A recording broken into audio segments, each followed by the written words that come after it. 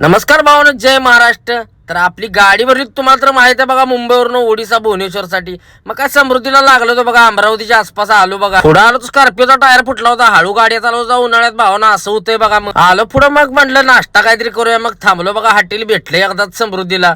मग काय थांबलो तिथं नाश्ता करायला. मग काय ना फोडणीचा भात दिला, म्हटला खिचडी आहे, खा खा. आईला खाल्लं तोंड वाकडं करून कस तरी. पंपा आलो बघा, 2 महिना लावल्या त्या पॉवर. मला नायट्रोजन भरायचे माझ्या गाडीत, म्हणलं लाव. मग लावली नायट्रोजन, मला तवर गेली लाईट, झालं बॉल उठलं सगळं. निघलो तिथनं आलो बघा पुढं. फुलं बागी नादखोळा बनले होते बघा समृद्धीला. या डिझाईन बनल्या होत्या टाकाऊ पासून टिकाऊ. कोणाची संकल्पना आहे काय माहिती. नादखोळा आहे सगळा. रोड रंगवलाय बघा, चित्र काढले, त्यामुळे जरा बरं वाटतंय प्रवास करायला. पुढं आलो तर बघा ह्यो ब्रिज दिसला. आयला ह्यो ब्रिज बघा ना गाड्यांसाठी ना माणसांसाठी. ह्यो फक्त प्राण्यांसाठी बनवलाय ब्रिज. आता कोण माणसाचा विचार करत नाही. नितीन गडकरी साहेबांची कृपा बघा, त्यांनी प्राण्यांसाठी ब्रिज बनवलाय. अॅनिमल कॉरिडॉर म्हणते ह्याला.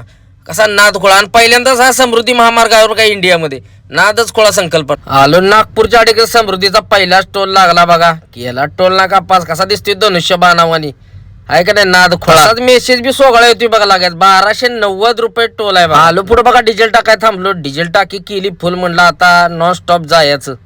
तर पवार शेटचा 2 शब्द ऐका बघा शेवटला. नवीनच गाडी घ्या, एसी गाडी घ्या. पुढे येऊन बघ पवार गेले एमपीला. आम्ही निघालो भंडाऱ्याला. चला भेटून नेक्स्ट ब्लॉग मध्ये. जय महाराज.